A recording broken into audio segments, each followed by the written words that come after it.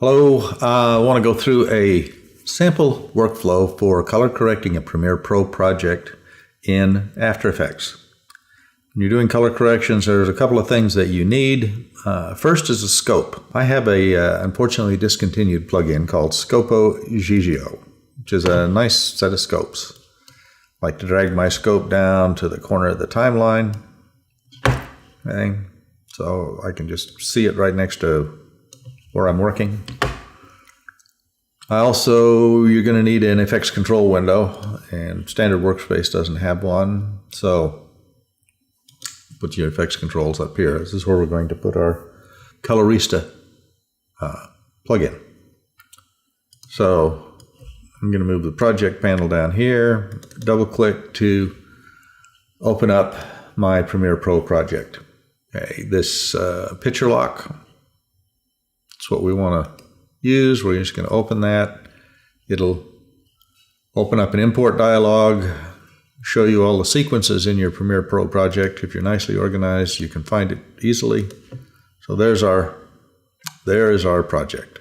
Okay, so turn this into a composition that's the right length and frame rate and all that stuff. You just drag it over there. Okay, so here's our project. Okay, here's our scope. Okay, and to make the corrections, we're going to add an adjustment layer. You can add an adjustment layer by going inside your composition, right-clicking and doing New Adjustment Layer, or you can go up to the Layer menu and go New Adjustment Layer. To that layer, we're going to add Colorista 2. I've been using it, so it's right there. Easy way to find it is to right-click or go up to the Effects window and type Red Giant, then use the arrow keys. Easy way to find things. You can also find your Colorista 2. Let's just undo that. You can probably find your Colorista by typing in the Effects and Presets panel. I'm going to drag that onto the adjustment layer. Okay, so the adjustment layer controls everything below it. This is where we'll do our primary color correction. Now, I'm not going to go through this in details, and it's going to be kind of crazy. I'm just going to show you a couple of tricks. First thing you want to be concerned with is flesh tones. The primary flesh tone that we are looking at here is probably primary lighting source. It's probably the side of his face rather than the bottom of her neck or her shoulder. So I'm going to press the G key to bring up the mask tool, and I'm going to select side of his face right here with a mask while I am on. Notice I'm on the footage layer. Okay, get this back to fit up to 100%. Okay, there's the flesh tone, and the flesh tone line is right about here, so we are pretty darn close. It's just a quick double check. If you press the M key, the layer selected, you can find this mask path. You can delete it and we'll be back. So we know our flesh tones are pretty good.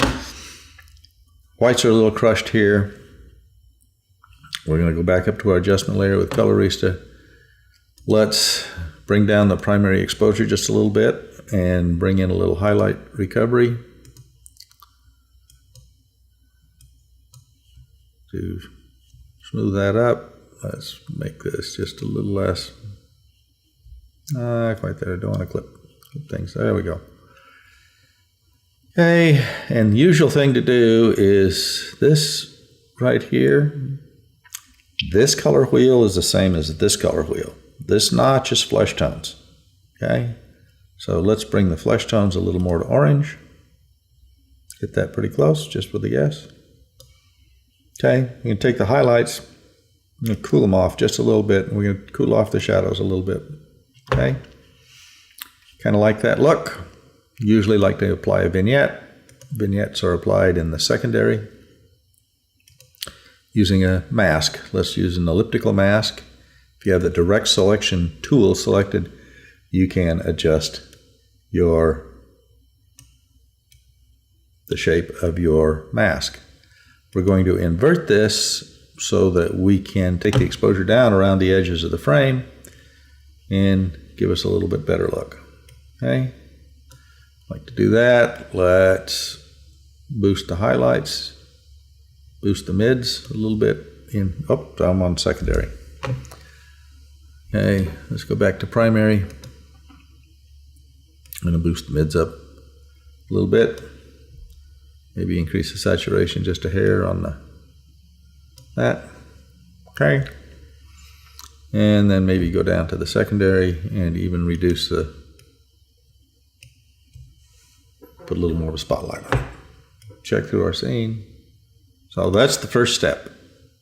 You got Colorista on adjustment layer. You got your footage down here, which is your edited Premiere Pro project. Now you'll notice markers, if you put markers in your Premiere Pro timeline, they come in here.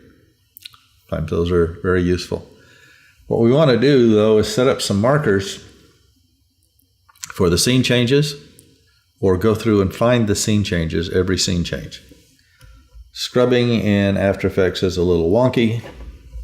You can press the space bar when you're close to figure out where the scene change is.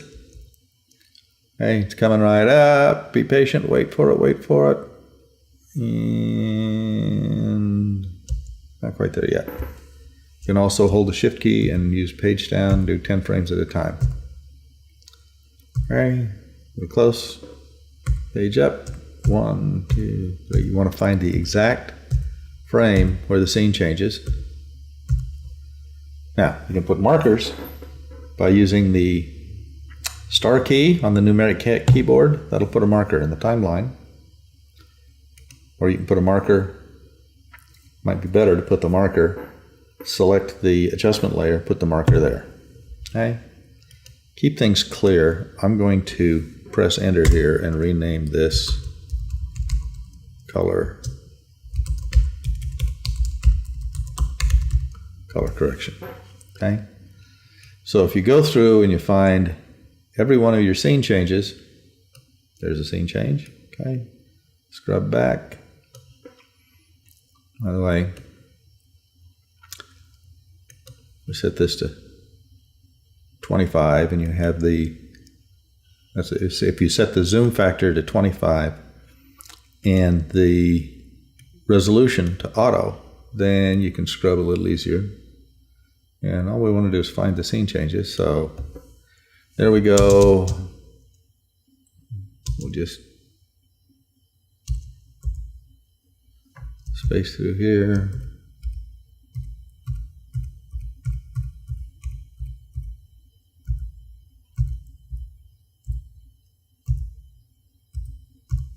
Verify, add a marker.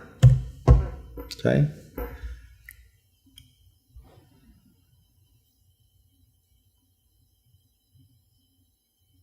There's another scene change, so I'll just go back, see if we can find the first frame of that. 1, 2, 3.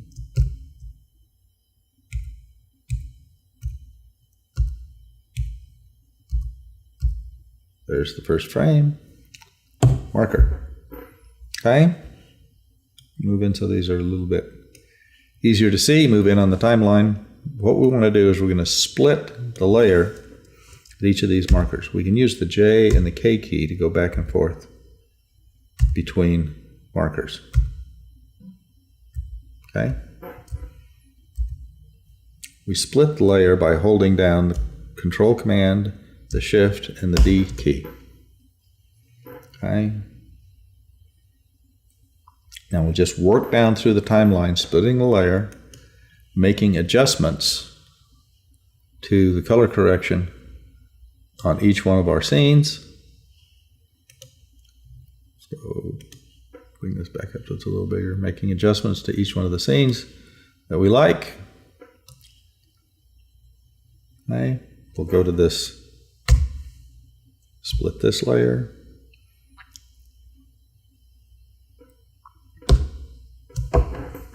Same keyboard shortcut. Now, if we have a color correction that we may want to repeat later in the project, you can change the color to make these, you can change the color of the layer to make them easier to find, and you can just go through and you can copy that color correction, and you can move down the timeline here and paste it. Okay?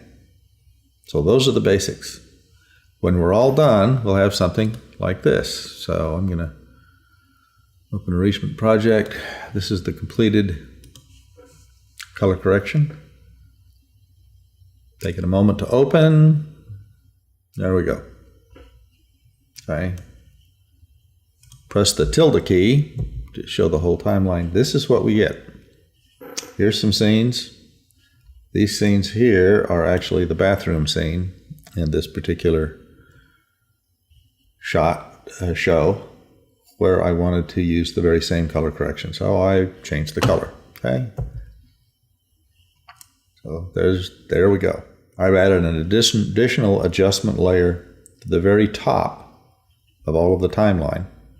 Go back here to show the whole timeline. This is an additional adjustment layer added over the entire timeline.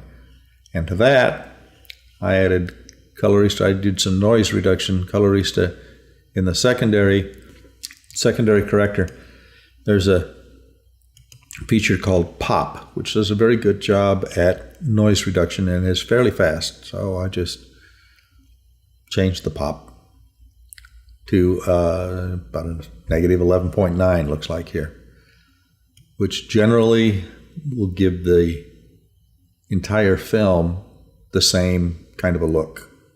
So let's move on to rendering. So now we've got this project all finished. Color correction's all done. Each scene has been color corrected. We're going to add it to the render queue. Okay, and I'm going to go through this just from the start here. Okay, so you'll select your composition, go up here to composition, add to render queue. You can add it to the render queue or the media encoder. The media encoder is for making highly compressed deliverables. The render queue is for building digital intermediates, or DIs as I call them. So we'll add this to the render queue. Now I have already created a preset that I call DI JPEG 2000, which is what I would like to use for this. I'm going to show you how to create your own preset for your render queue. Just pull down here and go to Make Template. Let's call this, I'll just call this DI for Digital Intermediate. We're going to edit this. We want a QuickTime. The format option that we want, let's put this over here. Format option that I want, I like JPEG 2000. There it is, JPEG 2000. Quality to about 90%. Okay, everything else is good. Select OK. Select OK. Select OK, and now you can call up your digital intermediate preset. All you have to do is pick a place to render your movie. Pick a folder, render it. Push the render button. You're done.